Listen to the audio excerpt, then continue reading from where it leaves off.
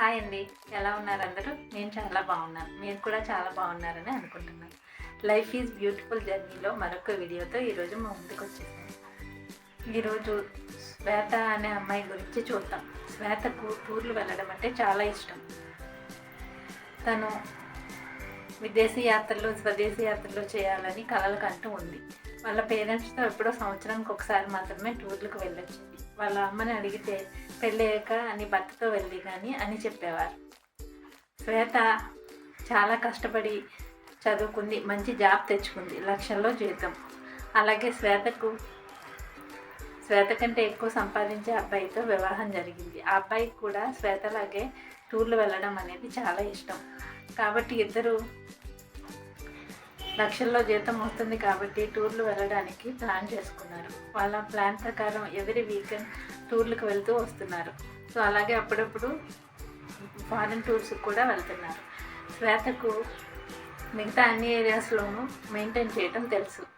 వాళ్ళ mummy yoga teacher కావడంతో healthy ఏరియాలో తను ఎక్సర్సైజ్ చేయటం, వాకింగ్ చేయటం, అలాగే healthy life style, healthy balanced diet తీసుకోవడం అలవాటు ఉంది. కాబట్టి హెల్తీ ఏరియాలో శ్వేత చాలా బాగుంది.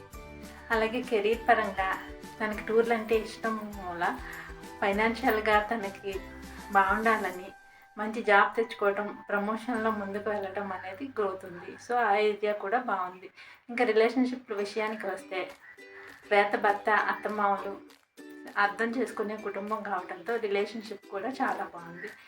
ఇంకా ఫైనాన్షియల్ విషయంలో శ్వేత తన భర్త ప్రణాళిక లేకుండా ఎప్పుడూ టూర్లకు వెళ్తూ ఉండటంతో ఫైనాన్షియల్ ఇబ్బందులు అనేవి వచ్చాయి. వాళ్ళు ఈఎంఐ ద్వారా ఒక ఫ్లాట్ తీసుకున్నారు, అలాగే కార్ కూడా తీసుకున్నారు. వీటన్నిటికీ ఈఎంఐ కట్టడానికి డబ్బులు సరిపోకపోవడంతో పర్సనల్ లోన్ కూడా తీసుకున్నారు. ఇవన్నీ పే చేయడానికి వాళ్ళకు వచ్చే ఆదాయం సరిపోవట్లేదు. దానివల్ల నాకు తెలిసిన వాళ్ళ దగ్గర వడ్డీకి అప్పులు తేవడం కూడా అలవాటు చేసుకున్నారు.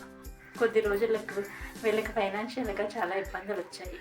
ఏం చేయాలి అనేది అర్థం కాలేదు. అప్పుడు ఒక ఫైనాన్షియల్ కోచ్ని అప్రోచ్ అవ్వడం ద్వారా ఆయన ఇచ్చిన సలహాల ప్రకారం వాళ్ళు జాగ్రత్తగా ఉంటూ ఇంకా ప్రమోషన్ రావడంతో వాళ్ళ శాలరీ కూడా పెరగడంతో ఎక్కువ వడ్డీకి తీసుకొచ్చిన ఏమైతే ఉన్నాయో వాటిని ముందు కట్టేసుకోమని వాళ్ళు సలహా ఇచ్చారు. అలాగే ఇవన్నీ తీరిన తర్వాత ఇన్వెస్ట్మెంట్ కూడా చేసుకోవాలని చెప్పారు.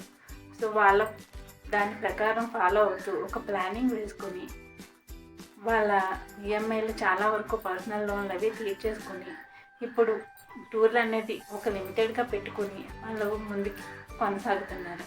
దీనివలన వాళ్ళ ఫైనాన్షియల్ ఇబ్బందులు అనేవి చాలా వరకు తగ్గాయి.